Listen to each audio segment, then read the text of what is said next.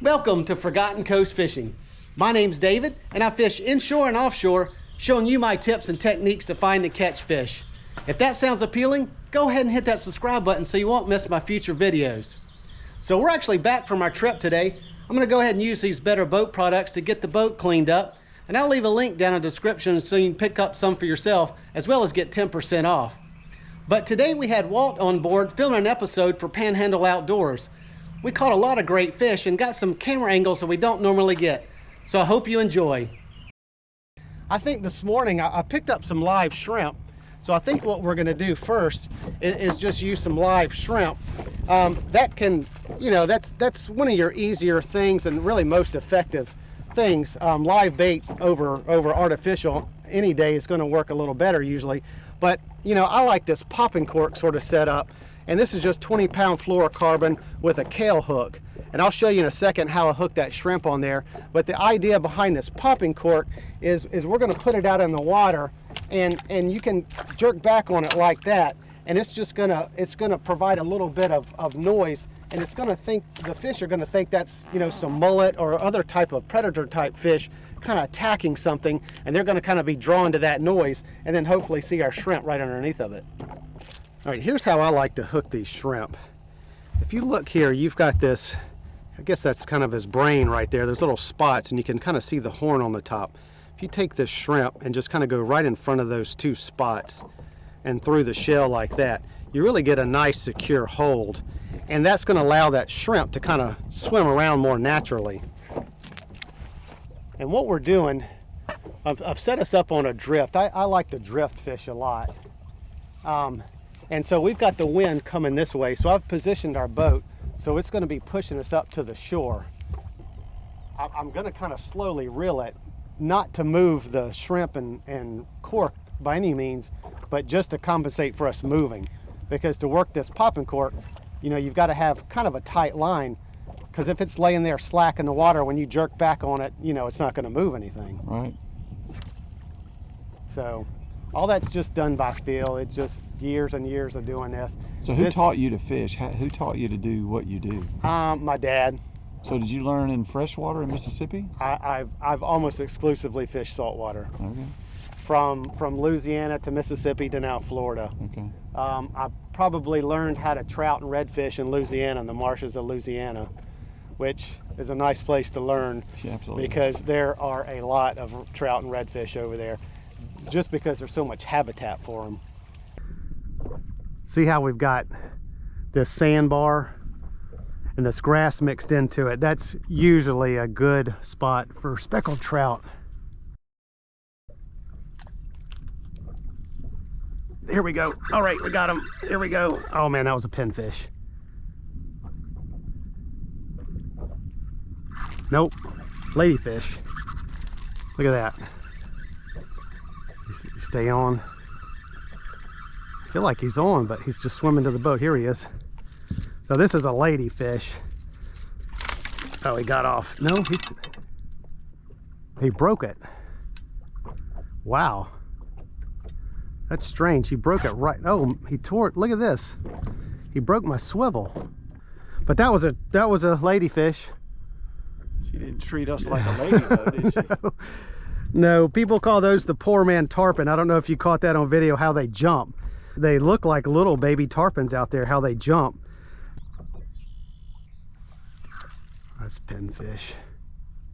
No, no, here he is. Got him. That's a trout. That's a trout. Yep, he just may be a keeper. They got to be 15 inches here. I think he's going to do it. Just maybe a little shorter than I thought, but a nice speckled trout nonetheless. What we were planning for and what we were hoping to happen happened, so that's good. Yeah, he's 15. He's about 15 and a half actually. So we'll put this guy in the box. Make for a great beginning to start a dinner. So see, that's what's been kind of nipping at our shrimp, little pinfish. But you didn't jerk, you set the hook, you just started reeling. Yeah, this is a Kahle hook, and to me, it's kind of a cross between a traditional kind of hook and a circle hook. So, you know, with a circle hook, you never jerk. You just kind of start pulling up or reeling, and that circle hook will set itself. And this is kind of like a cross between, but, you know, since you've got this cork up here, that's naturally going to kind of pull against that fish as well. And I think, you know, sets the hook enough. But a lot of times I tend to not really jerk back too much, just because I think that's going to, you know, could tear the trout's tender mouths a lot. But usually just kind of starting to work it, it's just going to set that hook fine enough. Oh, here we go. But see, I was about to say, sometimes trout will see all that activity from the pinfish and kind of come up and grab it. Oh, he got off. That was a little trout. He might have been a keeper, about the same size as that other one, it looked like. But sometimes I'll actually leave that shrimp out there for a second. If I know pinfish are getting it, I'll just try to move it around a little bit so the pinfish can't grab it.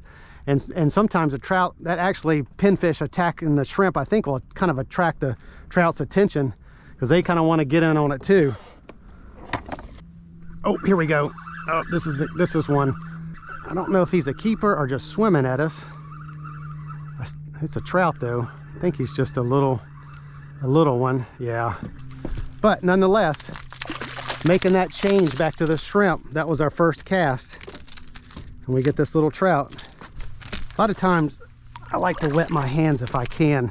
These trout, kind of like Spanish mackerel, have really thin scales, and handling them too much will kind of wear some of those scales off. Did you see how easy that hook came out? That's why you want to kind of keep pressure on these guys. But let's let this guy get on back. Here we go. Oh, here's a good one. All right, so here we go. Oh, he's coming up to the surface.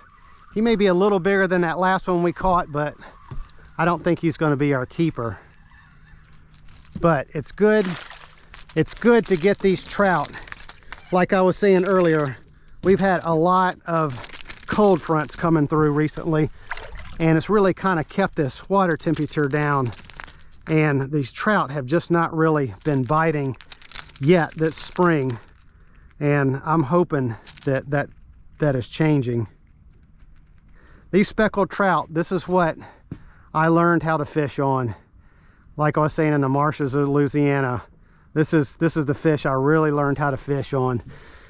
And they can be kind of the most challenging too, especially out here in this crystal clear water and this shallow water.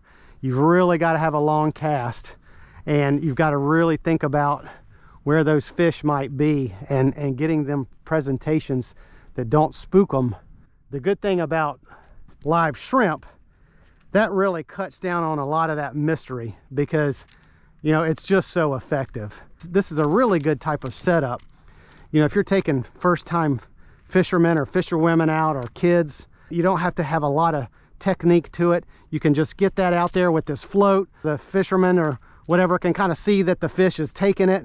You know, you have a little more visual about the fish taking it. So, but in times like this, you know, we've tried the top water, that subsurface stuff, and we really weren't getting any bites. But, you know, sometimes that's just what you need.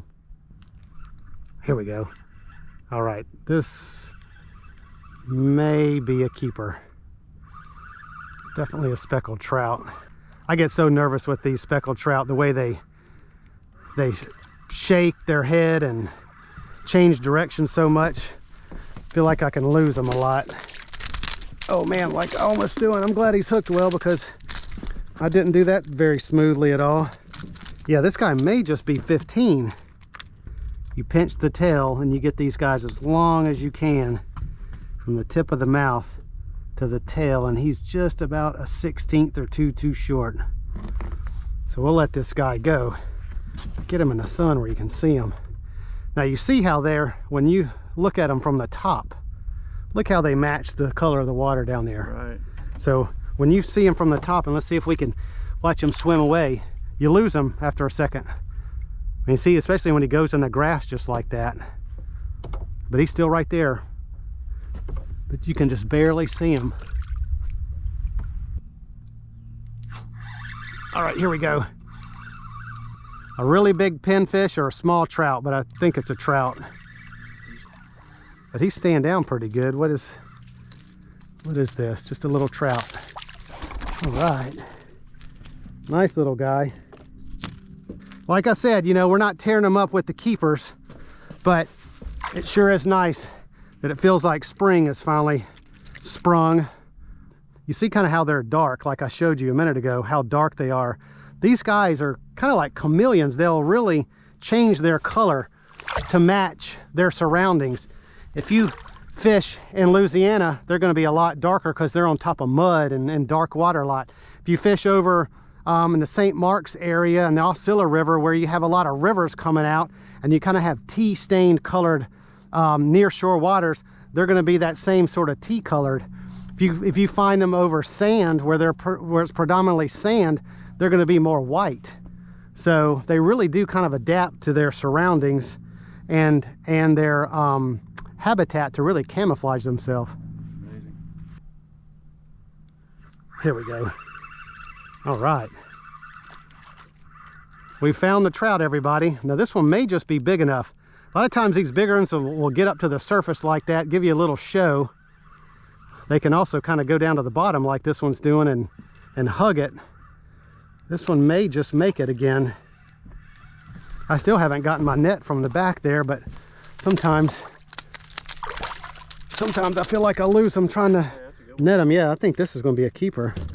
17. But look, what I want to show you, look at that. That is the telltale sign of catching a speckled trout. That hook will tear the mouth a little bit, and you know, one little lightening up of your rod or your pressure can just back that hook out just like that. So it's real important. That's why you keep your rod tip up, to let that action of the rod kind of help you hold them. If you start pointing that rod at them, there's no spring as you can think of to kind of help hold that in there. So let's get a measurement on him. Got that mouth opened. If you put pressure on that fish, you can make him squeeze out. Yeah, and you could do that. Let's go ahead and let him back. I think that's a good plan. Yeah, let's go ahead and let him back. There he goes. These guys get up to 20 plus inches, 30 inches.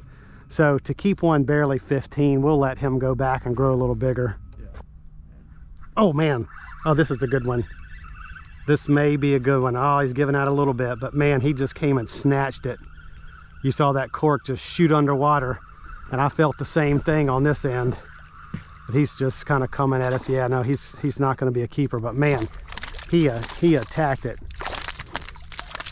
This dude's going to be a tough fish when he gets older. You know, you can tell which kids are going to be tough when they're younger. You can tell this fish is going to be tough. Not even going to measure him. He's maybe 10 inches, something like that. But nice little trout. There you go. Oh, here we go again. Man, they get off. Look at it swimming. You see that there's still a fish? There we go. Yeah.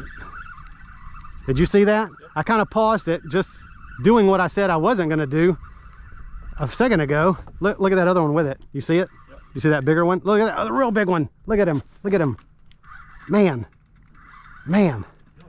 Yeah, look at that. This one might be a keeper. And this guy was hooked. He's definitely a keeper. This guy was hooked. I kind of stopped for a second doing what I said I wasn't going to do on that last one, because I really didn't think I had him. And then I watched that hook, I watched that cork. The cork was just kind of barely moving. This guy was still on it. He wasn't feeling like he was hooked, so he was just kind of doing his own thing down there. Then when I started reeling, you know, we had him. He's a little bit over 15, so we'll put this guy in the box actually. Check him out.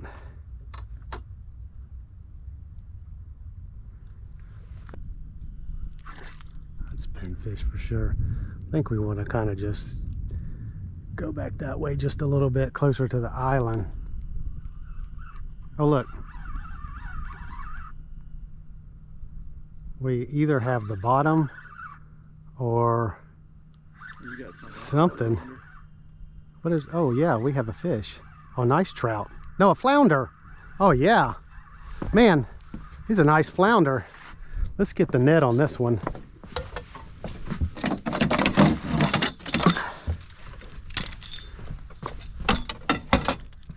Man, this is a big flounder.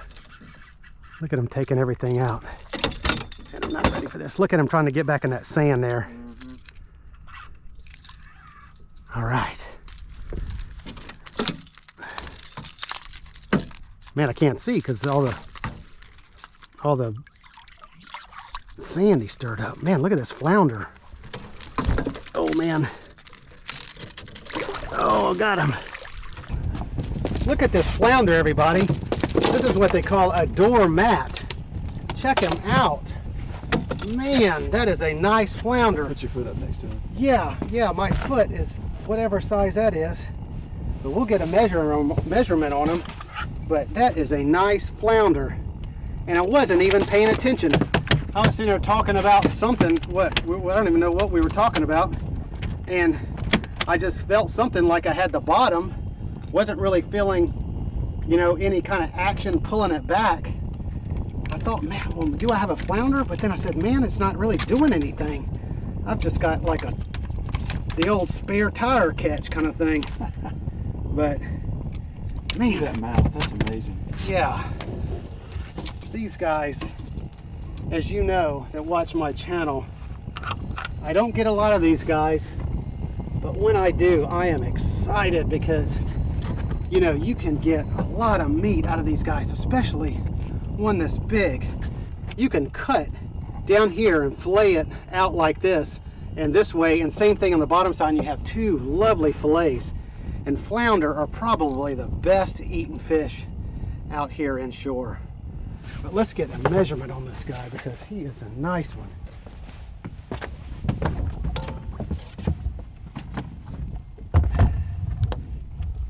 Oh man, he's about 18 and a half. The legal is 14? Yes. So we have got a nice flounder. And I was just thinking, I said, well, we're starting to get a little shallow. Maybe we should move back. And I was turning around to look maybe where we should go. And this guy popped on there. All right. Let's go ahead and get him in the box and get him nicely covered with some ice. Got our 2 trout in there already.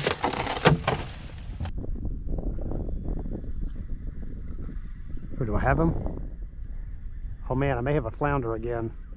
Kind of feeling like that dead weight again. A little bit of a, oh, there's a flounder right there.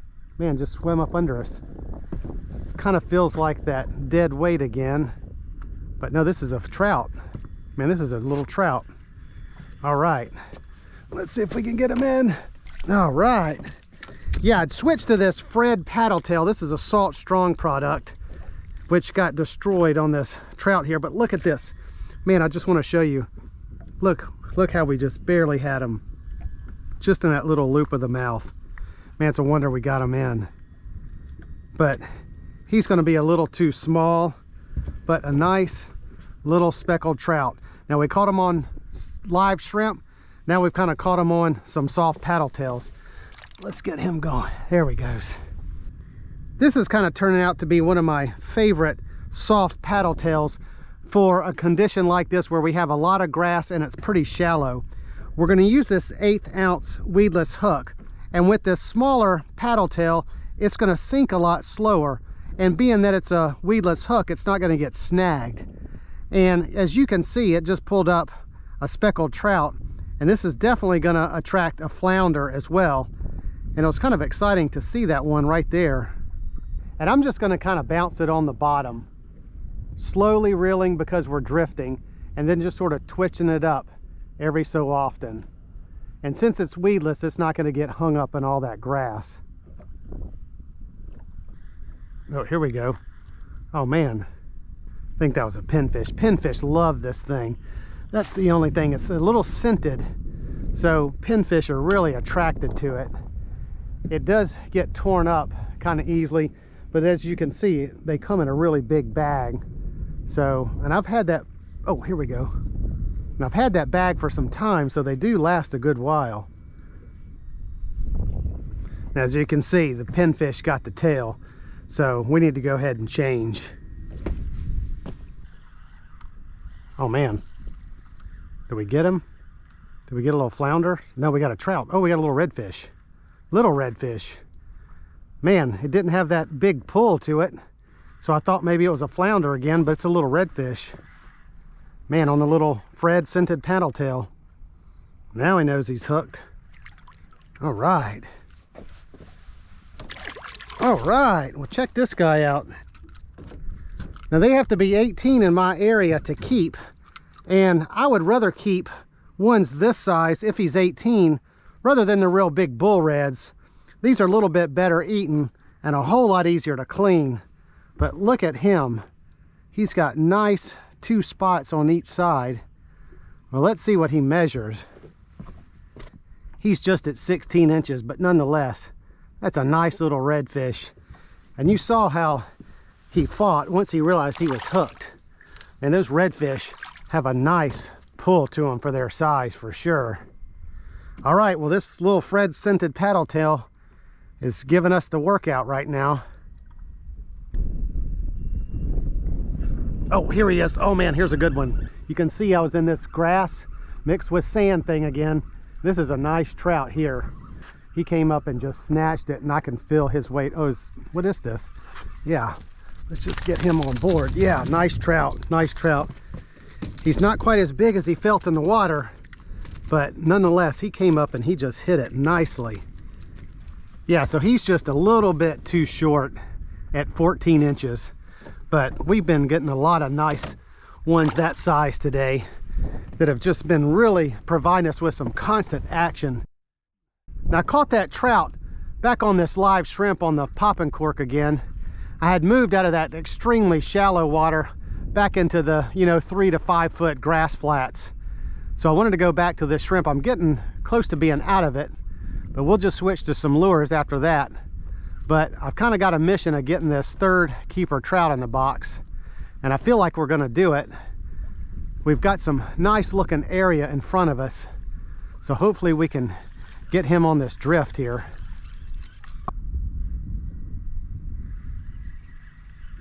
Oh man, do we have one here? Oh good. I don't know if you can see all these pinfish sort of flashing here, and this Fred has been getting torn up by this by these pinfish. But I thought, man, there's got to be some kind of predator fish in here feeding on these pinfish, and I think we just got our nice trout over here, and maybe that's what was going on. But I thought, man, there's got to be something feeding on these pinfish. Oh, he got off. Oh man, that was a bummer. That was a nice trout. That was a nice trout. Let's get this back out there. Maybe there's more. Look at them all. See all that flashing that you see? That's all pinfish kind of going in and out of that grass.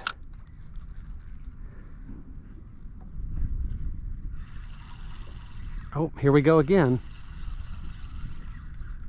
I don't know if he's big as that last one, but just like I was thinking, man, there's trout in amongst all that pinfish. Let's see if he's big enough. I'm just gonna hoss him up, man. All right, just like that, 2 trout right in a row. Now I think the other one we just had that got off was a little bigger, but this is still a nice one. Oh yeah, he's a 15.5, almost 16. All right, so we have our limit today, everybody. He is almost 16 inches, so we're gonna put him in the box with those other 2, and we've got that nice flounder also. Oh man, wow, man, I just reeled my line up through the rod and everything. That's because I don't have anything left. Something broke my leader. I saw a shark, I don't know, maybe this size a few minutes ago. I don't know if that's what it was, maybe a Spanish mackerel, who knows. But anyway, well, I think with that, I'm gonna go ahead and head on in. We got those 2 speckled trout right there at the end, got one in the box to get our limit on speckled trout. And getting that nice flounder, I can't remember the last time I've caught a flounder of that size. But you know, getting all those trout today, I think kind of signals that our spring is finally here. Maybe those cold fronts are behind us and we can get into that nice spring pattern. But if you enjoyed this video, give me a thumbs up. and hit that subscribe button so you won't miss my future videos. So until next time, hope to see you on another episode of Forgotten Coast Fishing.